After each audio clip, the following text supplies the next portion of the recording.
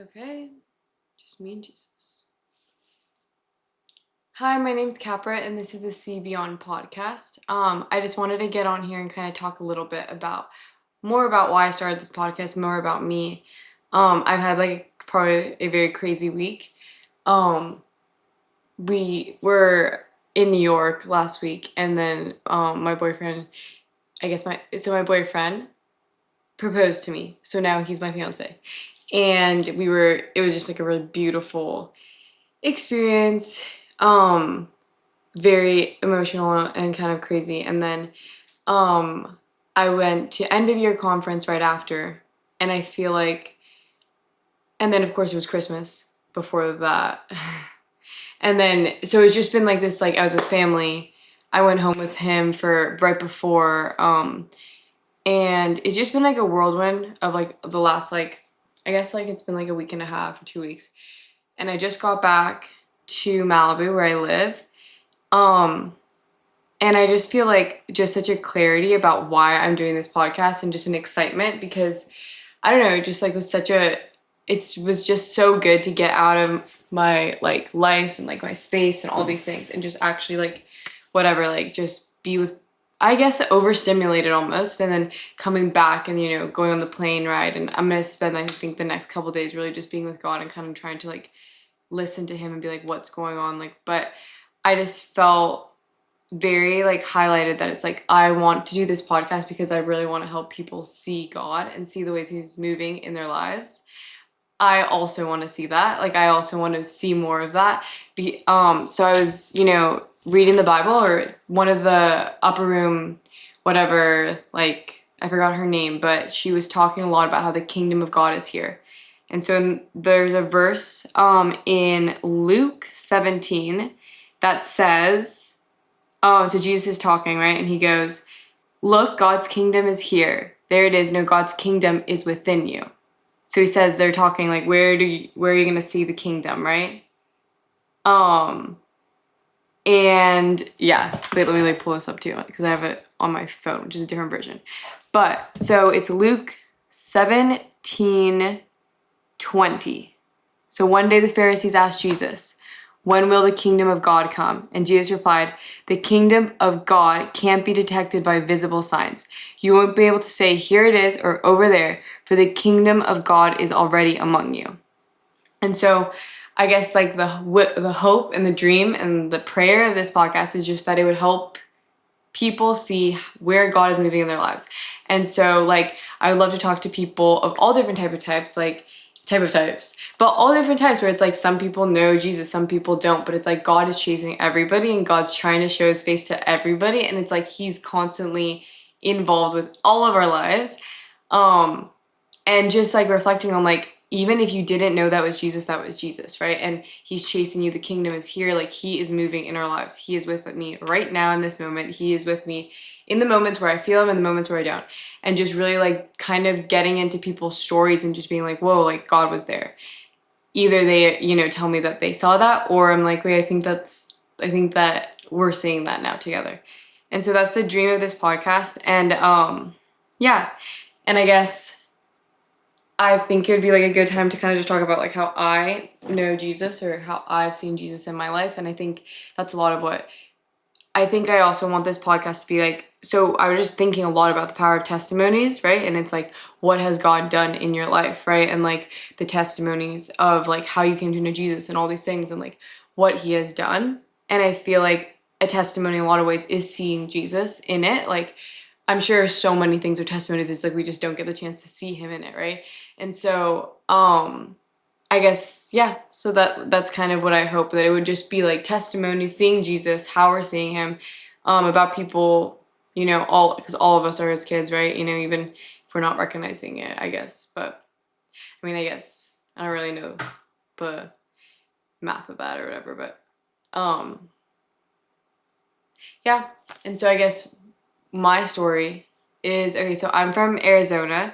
I'm from Tucson, Arizona, and I have 2 older siblings and 2 younger siblings. I have 2 half siblings and then 2 younger siblings that are full siblings, and we're all really close. And I grew up in Arizona with a really like interesting, I guess I think it was pretty interesting childhood, just very random. It was just fun, and like kind of like I don't know, I just had a lot of different random experiences, and then I came to Pepperdine. And so right before like I came to Pepperdine, it was like, I think my whole life, so my nana is Christian, and well, she's just a pastor. She's amazing. She's like from Mexico, like incredible woman of faith. And like I literally still I like was thinking a lot about how I probably really need to talk to her about everything that she knows in life, and like really listen to her because she's got a lot to say. But anyway, so yeah. So my nana grew up, and she always is telling us like your princessas and princesses, like just always kind of speaking life into us, telling us that God loves us, telling us to pray. My mom also always telling us to pray. We didn't go to church very much. We weren't very involved. And I think like, I don't really know what the deal is with all that, but it was just interesting because I think the main thing that I was told my whole life is pray to God, talk to God. Like there was always this thing of like, talk to him about everything. You're his daughter, you're his princess, like this kind of idea. And I never read the Bible really. This Bible, actually, my teammate gave me that, and it's like a children's Bible, so I still have it. But anyways, I didn't read it up until recently.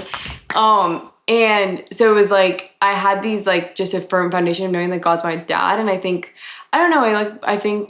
I honestly think that I was covered a lot by, and I've just been kind of recognizing that recently, like the prayers of my nana, because I don't know why, but I always felt like I could go to God and talk to God, and I really just think that that was prayer, and of, you know, my nana and my mom. And so I'm, you know, going through life kind of having this idea like of what's right and wrong. I didn't do a lot of things, like when I say that, it's like I didn't get involved with random, like, you know, like I didn't go that crazy. Like I was kind of just like a little bit like felt like there was a knowing that like I shouldn't do these things, and I should, you know, do whatever, just drugs and like whatever, like, you know, like all these other things, right? And I was around it a lot, but I always just felt like, I don't think so.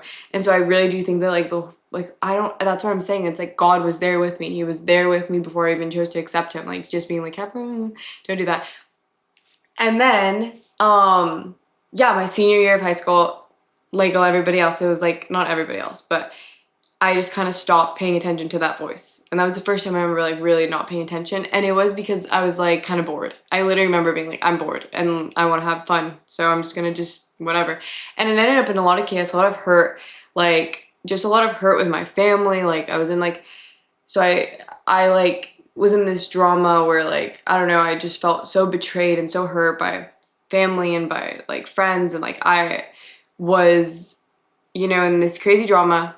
COVID happens. My school that I was going to go to, Pepperdine, closed down, but I was able to go be on campus, but there wasn't any other kids really. There was like only like, I think like 100 other kids on the campus, and a lot of them were in sports. And then there was of course like kids, you know, spread throughout that didn't live on campus. But so my freshman year, I was living alone in a dorm that was meant for 6 kids all alone.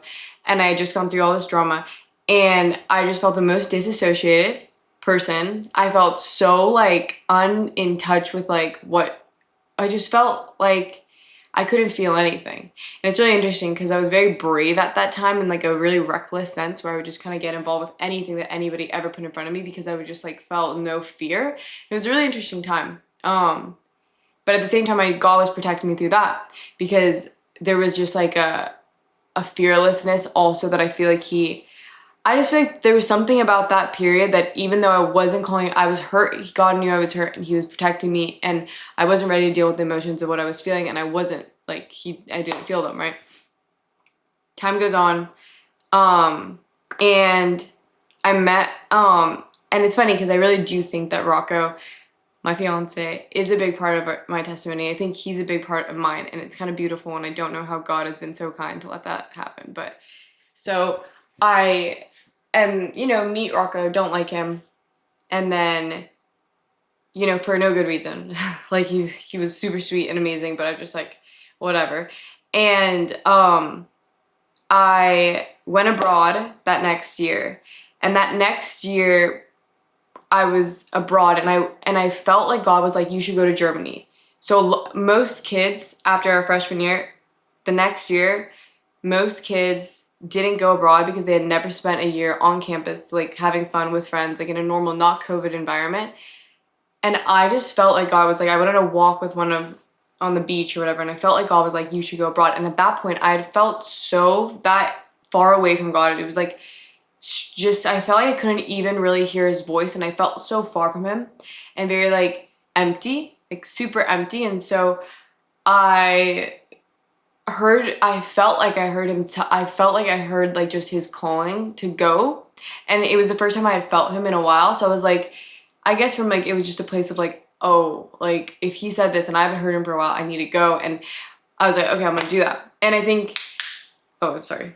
So I go abroad, and of course, like I'm like very certain and excited for the best year of my life because God told me to do this and it's probably gonna be insane. I'm like thinking probably everybody's gonna be jealous because my experience is gonna be so cool and they're gonna be here in LA, and it's gonna make me cooler. I'm gonna come back like with all these like experiences abroad. It's gonna be insane. So I show up, there's 12 kids. From my understanding at the time, I thought that I just wasn't interested in being, I like, there was 12 kids and they were all very different from me, and in that way they were probably a lot cooler, a lot sweeter, a lot more humble, a lot better. And I was just like, you know, in my own like place of just so much pride and arrogance and insecurity that it's like I was just like, I can't be here, like this cannot be my life, like I'm what? And show up, I was definitely like just wrestling with it. It was like I felt like I'm in the wrong place, I need to leave, but I couldn't leave because I felt like I needed to be there. So it was just this crazy wrestle. And it was dark and it was cold and it was COVID and they didn't let you travel that much, and there was a lot of people being like, everything that I'd relied on my entire life to get me through life, like literally everything, right? Which is like, I don't know, it was just like being sweet and kind of talking and kind of figuring out your way through things. Like the Germans didn't care, my teachers didn't care, the students didn't care. Like all those like fake things that I kind of tried to hold on to help me get through life and like whatever, just get through life. Like they just didn't work. And I was like, oh my gosh. And so I mean it was a really hard semester for me. It was like I was like persistent to kind of escape this and like not be in this situation. So I would like go out to Munich, right, and party with these random people and like take the train out to this random town in Germany and sleep with random, not like sleep with a random, you know, sleepovers with random friends, which actually was sweet. But like it was just the environment of it all. It's not guys, like girls, but whatever. But the environment of it all was just like super strivey. Like I was constantly trying to just shift the vibe. Like I didn't want to be where I was at, always trying to look for something different. And so I was doing that for like a semester and I completely burned out at the end of it. I was probably like, I mean, realistically dealing with a little bit of an eating disorder because I was so skinny but I was trying to control something at that time. And it's like, I couldn't control what my environment was like. And I come home for Christmas, and I just remember during that time of Christmas just praying like, God, let there please be. I was like really considering not going back, but I don't know if I think it was stubbornness. I don't know if I should have just come, I don't know, whatever else. But I was like, I need to go back. And that was stubborn. And I was like, God, please just let there be somebody there that I can run with. I remember praying that, like, just let me, because I was running in the mornings alone. And sure enough, like I come back that next semester, there's this girl, Annie, she's amazing. We go on runs with each other in the morning. She, honestly, she was like such a great influence and probably such a big deal in like my testimony. And I feel like I've never told her that, but I will. But she was just so sweet, and it was like she would listen, she would like whatever, do devotionals in the morning, and I saw her doing that in the morning. I was like, oh, maybe I should do that. So I started doing devotionals in the morning, and it was like a slow, like that last semester was like a slow like release of like this thing, like I don't want to be here, I don't really like it, but it was like a surrender, like I trust you. Like, I trust you, God. Like, I'm done. Like, I'm done trying to shift this into some sort of experience that I want. Like, I'm just trusting you with this. And I started reading my Bible for the first time in my life. I started actually going to Jesus. And it's like, I felt his peace. Like, and he just like the rest of the semester, it's not like it got easier, but I just felt like I wasn't alone in it. And it just like was crazy. And so I'm like journaling, and like, I just had this one moment, and I'll never forget this because it's like, I was walking up this hill after class crying and just being like, I mean, just like super like, God, like what's happening? I'm so cold. I'm so sad. I've been here like a year. My friends in Malibu are having a great time. Why am I here? Like going through all like the sob story that I would go through when I was like feeling bad for myself. And I'm walking up this hill, and I just felt like, and it was like weightlessness, like nothing. I had this huge backpack on, no backpack.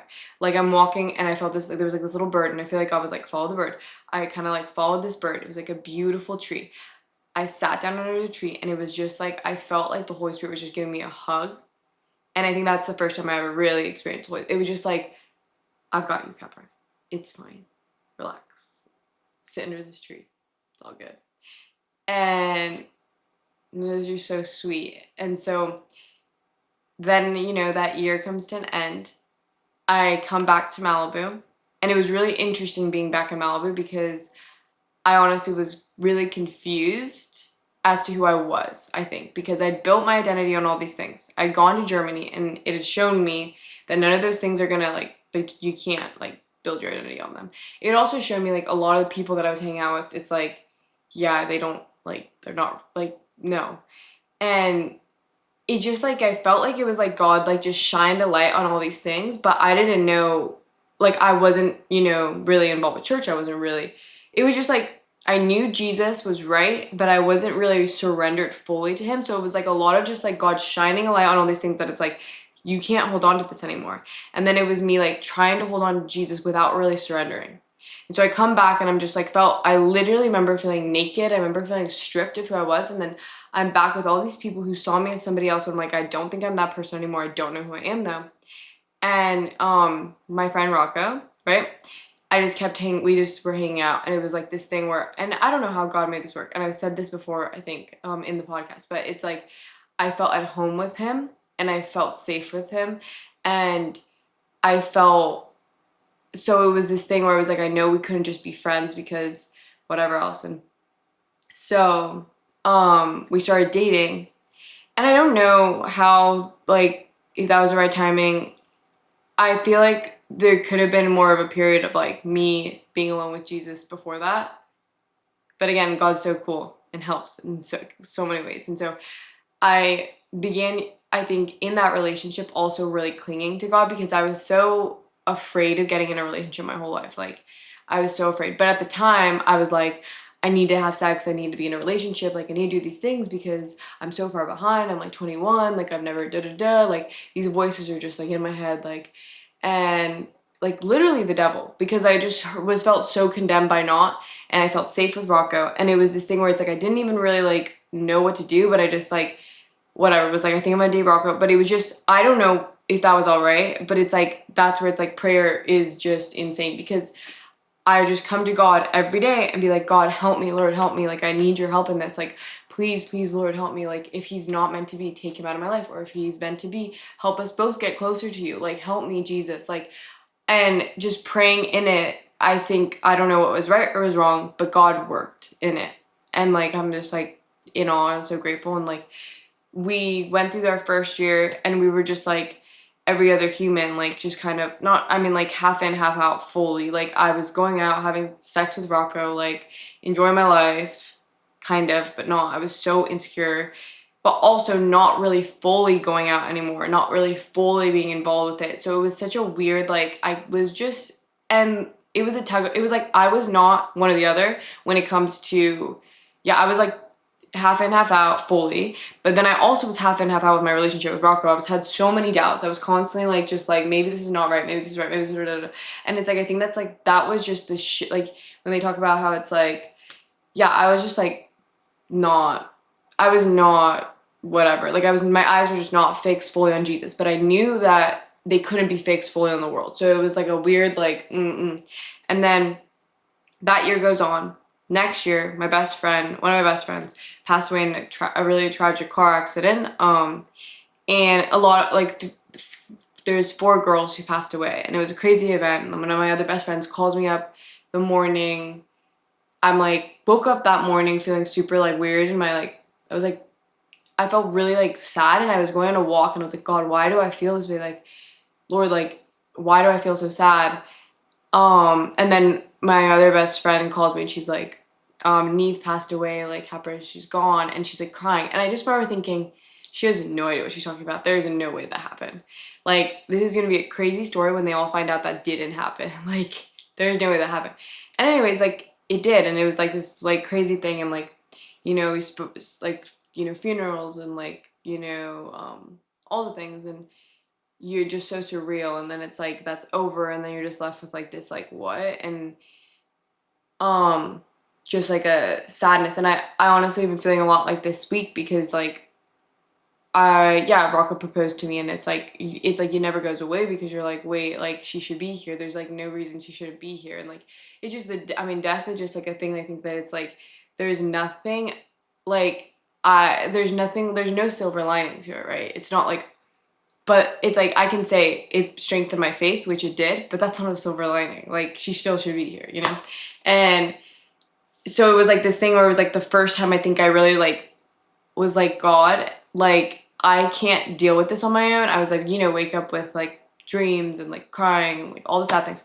Like I can't deal this with my own, so I actually need to trust you like fully. And I have to trust. I think it was a huge moment of just like, I can't live for this life. I have to live for your life, like for life eternal. And like I can't live for this life because I can't put my money that this life's gonna like always pan out. And I just need to trust you because I don't know how any other way to get through this. So it was like, that was like a huge moment of full surrender. And like that whole year, I feel like I just really started like actually learning to just be like, it's like you just take that pain to God. And as you're taking that pain to God, you're surrendering. You're like, I don't get it. But here you go. This hurts. Here you go. Like, I don't like this. Here you go. It was just like a real, true, actual surrender. And so that year, I feel like I kind of started to really, truly surrender. And, convictions about having sex with Rocco started to like, get higher. And convictions about a lot of other things I was doing were kind of like a little bit more piercing. And then school ends. It's, in the big world now. And I moved to the Palisades, got a job working at this like cute boutique. And I was like, it was like, obviously like I was so like, what do I do? Whatever, all the post-grad stuff. Rocco and I started doing long distance, and like that was huge like in my faith because it was like it was like as much as I was trying to surrender things the year before, Rocco was my comfort, and my like had gone through a lot that year, and it was like I had him, right? And I think Jesus is so nice because I feel like I didn't like need him at the time, but I think God's also like, I'm moving you into something different and you need to let go of him, right?